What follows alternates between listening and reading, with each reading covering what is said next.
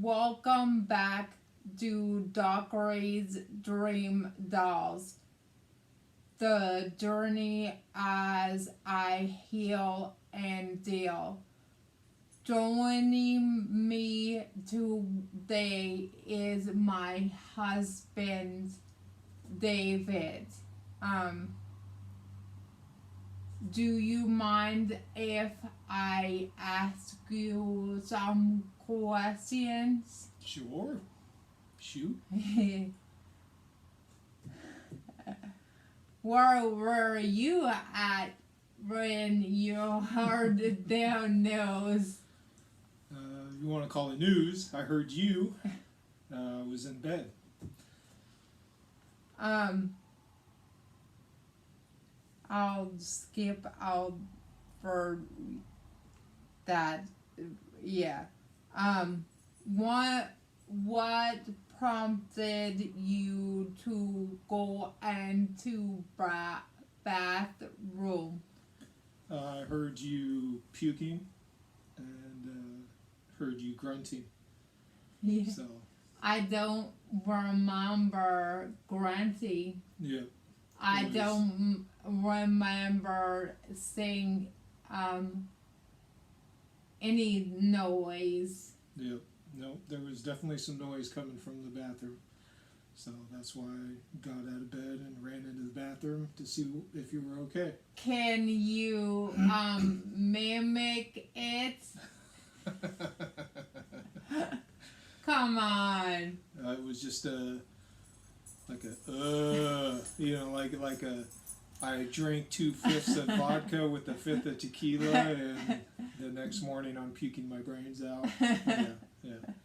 What prompted you to go into the bathroom? Well, I knew the night before you were puking. You said you weren't Yeah. feeling too well, so I wanted to make sure you were feeling okay. And you Yeah. were doing okay.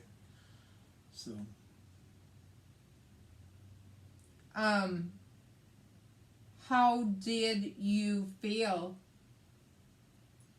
I was scared. Yeah. It was I don't even know how to explain it. Just a matter of going in there, finding out that you were okay, seeing that you weren't, and having to move on to the next step. Yeah. You know. Without me being boss. Yep. Yep. So once you looked at me and you had this scared look Yeah. that I had never seen before, so that was my cue.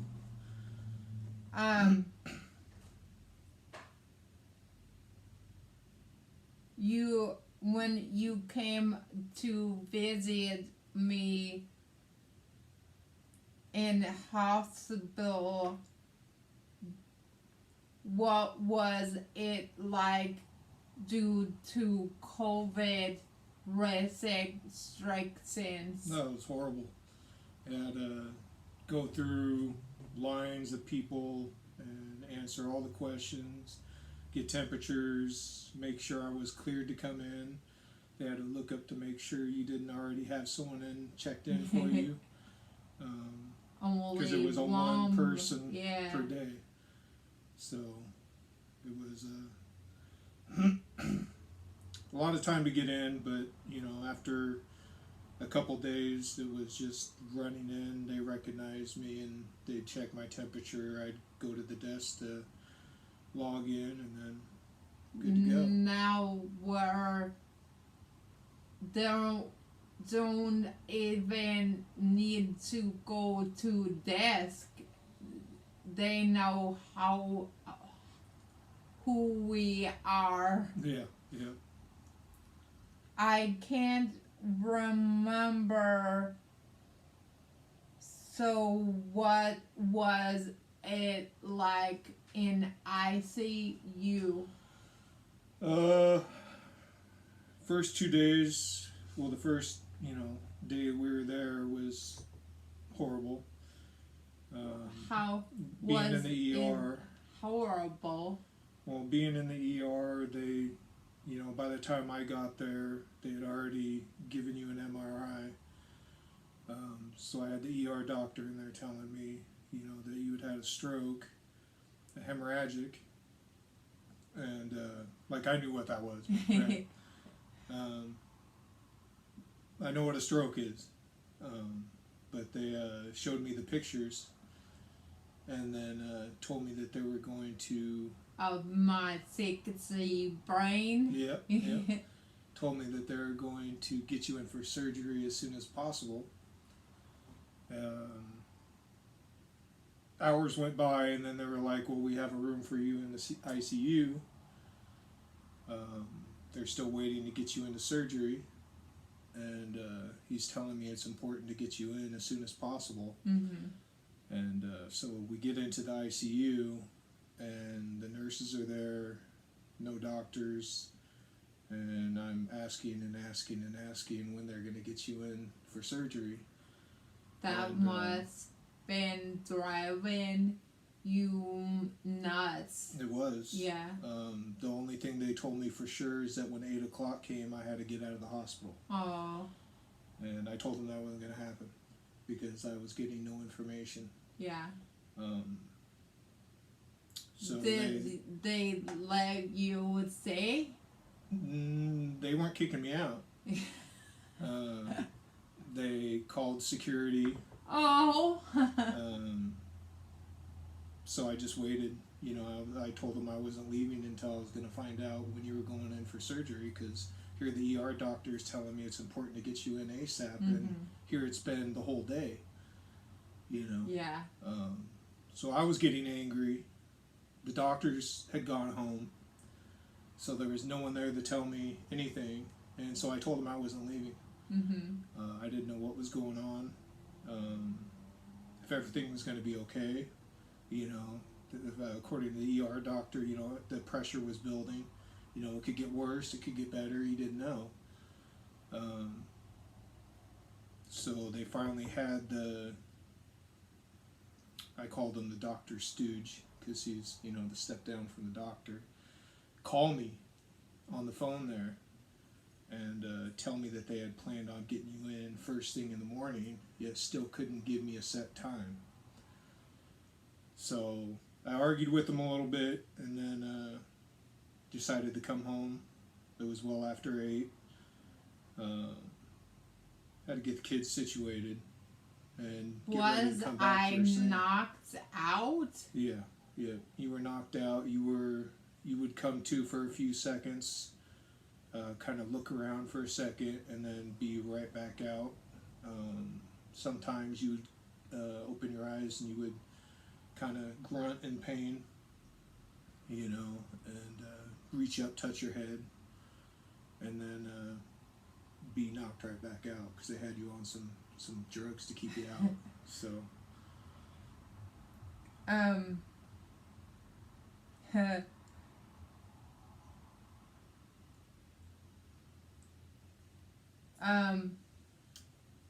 I can't remember. So what are stories like Diapers? Well, obviously you weren't getting up to use the bathroom.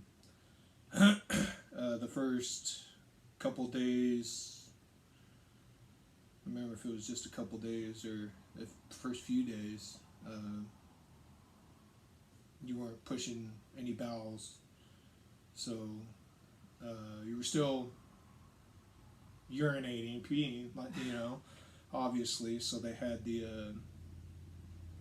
whatever that suction thing was called.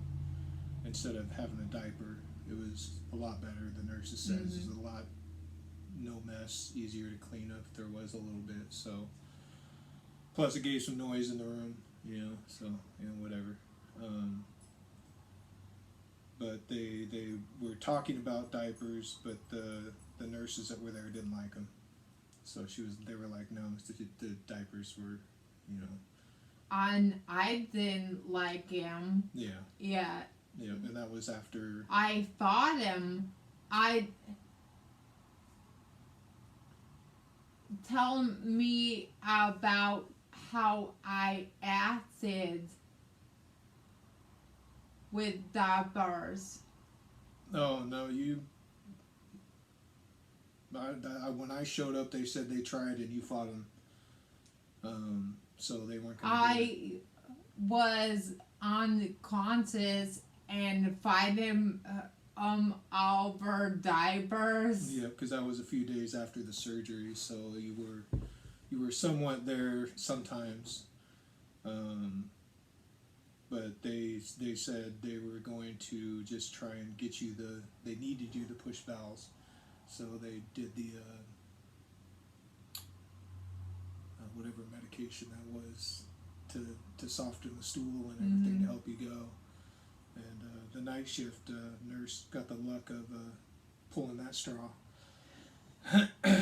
But all in all, they were happy. They were happy things were moving along. So Yeah. they said Quite literally. And then when we got into the other room before we were going to Good Sam's, it was you wanted to get up and go into the bathroom. Yeah. But they didn't want to carry you, help you into the bathroom, and so they tried doing the bedpan. And I had no idea that was going to be that uncomfortable. It hurts. I thought for sure there'd be like a hole in the bed that they would just, open up and put the pan in there. Yeah. But having to sit while you're laying down, sit on a pot and try and go to the bathroom. Yeah. I seen that and I was like, no, there's no way. I couldn't even do that. Yeah. I could be prairie dog and I still couldn't do that. What did I look like after brain surgery? You halfway looked relieved. I mean, you were in pain, obviously, but there wasn't this blank, I don't know what the hell's going on, I'm not here right now. It was, I'm here, but I'm in pain. Yeah, that makes sense. So it was a relief. I mean, it was, you had the scar on your head, or the staples, Yeah. so that was kind of cool. You wouldn't leave those alone. Yeah. Like no piercings. Yeah. Yeah. Wow. The itchy. Yeah. Because that's what you were saying, is that they were itchy. So. I said it. Well, you didn't say itchy. We asked you, and you did yes. Oh. You were doing this next to it, and so the nurse kept on saying, "Don't let her do that." So.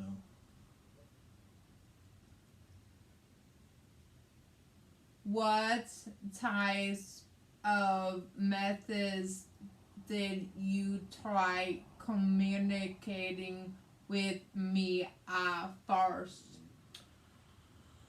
At first, the doctors and they told me to, talk to you just about anything, to make sure that you were there. They wanted to make sure, see if you understood anything. So it was, of course, first stupid question, is how are you doing? That, an easy question to answer there, right? Yeah. You don't have to say nothing there. But then it just moved on to asking you if you knew who I was. Yeah. If you knew who you were. Could you foresee the future? No.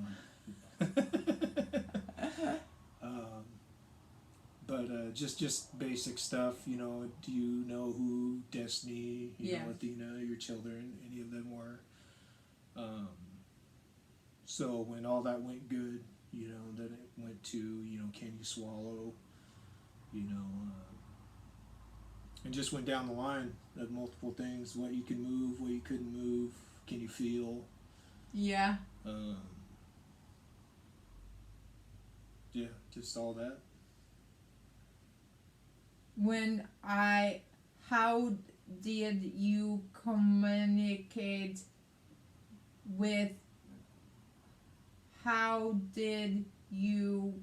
communicate with me when I could first communicate with words. That Was the first word that you heard? Oh boy. First word. You think you remember? It was chaos. Are you kidding me? I mean, it was trying to figure out what exactly you wanted to say. I don't remember saying my first word until Rehab.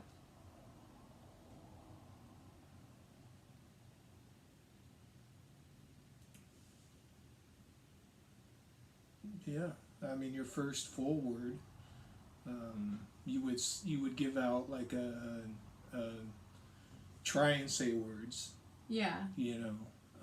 But no, yeah, I think your first words didn't come until rehab. And you don't remember my first word?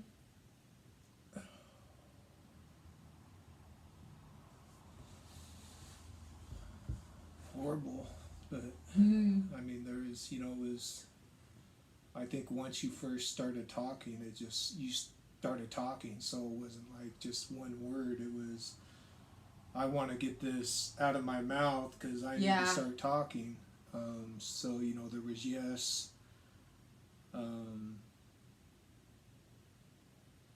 They tried having you say just small words, the yes and no. And communicate with, of course, the thumbs up, thumbs down, but And board and Dynavox.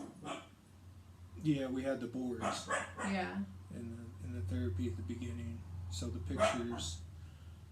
And the communication device.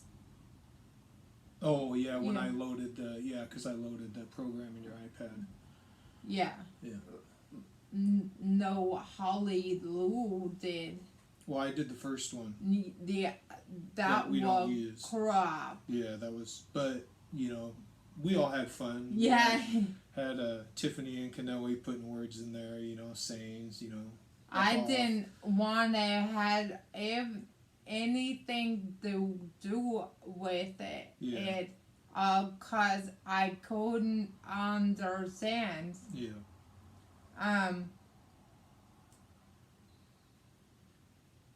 How did you feel about me cutting my hair? I knew it was inevitable. Yeah, You were complaining about your hair all the time. It was naughty. It was driving you crazy. It bloody. Yeah. So we only had the one nurse that washed it for you, and it looked decent after that. She got most of the knots out. No, she hit him on my head. No. Yeah. But that was early in the ICU. Though, Yeah. So it was. She had it actually tied up. Yeah, literally. Yeah. But at least she tried. She was the only one that actually offered to do it. So, but no, I knew it was going to happen. I wasn't surprised at all. Yeah. What was it like seeing me in rehab for first time? In rehab? Yeah. Well, in rehab it was a lot better to see you in rehab than it was at the hospital. Yeah. Even the first day that I came after, I had met you down there after you had first gotten there. The staff was all there for us. Felt like we had made a good choice of the place that we sent you to. So I mean it was either there or Tacoma where they weren't allowing anybody to see you. That would have been awful. Yeah. It was bad enough not seeing the kids. Yeah. Whoa. So yeah, not to have anybody. That I wasn't even would an option. died. Yeah. So it was nice, though. It was nice. They had a lot of people there. I felt comfortable. Yeah. You know. So I was scared. You didn't tell me anything. I was freaked out, and I didn't have words. I couldn't ask questions. Yeah. Yeah. What were my therapists like in rehab? I don't even think we had a single bad therapist there. Yeah. You know, we went through multiple therapists. They were all awesome. Yeah. You know, I think even the janitor there was awesome. Yeah. She was awesome. Betty. Yeah. So I mean, everybody was more than willing to do anything for you. They check on you even in between therapies. You know, they'd walk by the room and either flip you off or, you know, but they'd always stick their heads in and say hi. Yeah. You know, see how you were doing. You know, we played musical therapists with speech therapists. Yeah. All of them were good. You know. So I mean all the therapists were awesome. You know, I was very happy, you know, and to see that you were happy and enjoying yourself with them too, it was good to see. Yeah. So. They busted my ass. Yep.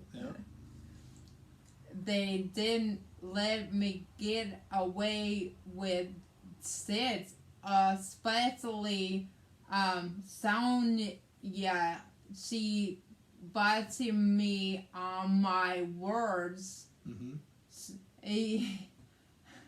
Yeah. Yep. She sit there and wait. Nope, you need to.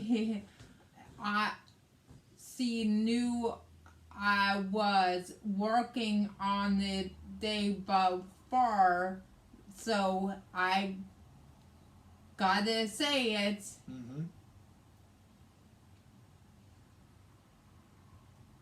How did you feel about me coming home? Happy. You know, I wanted you home. You know, I wasn't happy with the whole drop in the amount of therapy, but you know, we needed you home. You know, the kids wanted to see you. You coming home meant that things were good. You know, so that was a big thing. You know, knowing that they were comfortable enough with saying, you know what, you're good to go home. They trusted me to be able to, you know, take care of you at home. Mm. So it was a relief. Yeah. What do you think about me celebrating my 1 year stroke anniversary? I think it's awesome. You know, it's definitely something important that happened, you know, in all of our lives. So, I mean, to say, yeah, it's been a year and you know what, I'm still kicking, I'm still staying strong and still improving, you know. I'm not giving up. I'm not going to say, you know, it is what it is and okay, so what, it's been a year, you know, no big deal. It's a big deal. You know. How? We're all still alive. Yeah. You know? How far were we have all come? Yep. You know, show that, you know, the kids and myself are still alive. You know, you haven't had to murder anybody. You know, so I mean. I can't. I bet you could. Run faster than I do. I can't cook dinner yet, and poison you. Oh, that's good to know. If you could say one thing to a friend or family member of a stroke survivor, what would it be? It would be to stay strong, you know, stay positive. Mm-hmm. You know, the survivor has enough to fight through. You know, we can't bring anything down to the table. We've got to be an up. You know, we've got to be able to know when things are getting better, when you're accomplish things. You know, we have to be strong, you know, and fight things with you guys that we really don't have a lot to fight, how to fight it, you know. Yeah. I mean, it's up to you guys, you know, and I think that's, you know, one of the hardest things to continue to push through. And fight the fights that I can't. Yeah, you know, it's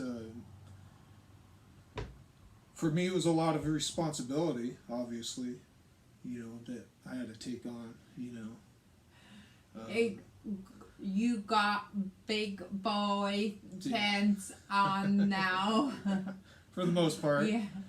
But all in all, it's just to, you know, to stay strong for that person and to, you know, to know that there will be hard times, you know, but you've got to understand and not take everything personally, I guess. You know, a lot of people, like, even over the phone with the nurse that we had, you know, when you were trying to explain something, but you were loud, and she was like, listen, I'm sorry, you know, I'm making you angry, and it's like, no, you know, that's, you know, there's a lot of stuff that you have to understand, you know, so you can't take everything personally. Yeah. You know, you have to know, learn, and understand with you. Yeah. You know, so it's a lot of people don't know. You need to spread awareness so that they know and can accommodate. Yeah, and you know the training that you can get is nothing compared to actuality. You know, and that's the hardest thing. You know? They don't train on aphasia and apraxia, and nobody heard of it, so I can't explain it. Yeah. And that sucks. Yeah. You know, because even in classes they'll tell you they get dramatic. It's almost like an over dramatic. You know, oh, their whole face all of a sudden just goes to the side, and they can't talk, and you know But when I entered the bathroom, it wasn't, you know, the side of your face wasn't down to your shoulder, you know, and you weren't trying to mumble stuff, you know, you just couldn't talk. You know, and you were on the floor, so it's not like I could tell you couldn't use one side of your body, you know. So I mean, it was a lot to take in, you know. I wasn't sure, you know, because there was nothing definitive jumping out in my face saying, you know, this is what they taught me, this is what it's supposed to look like, when it's different with everybody. Yeah. You know, and I think that's one thing that everybody needs to understand is everyone's different. Yeah. You know, every thing that happens is different. You know, the ER or the ambulance people in the fire department that showed up, you know, they weren't even 100% sure. Yeah. You know, I mean, that's how weird and unobvious it was. And it was a massive stroke, so you would think that it'd be obvious. But it's better to call and not need them Yep. than don't call and with many strokes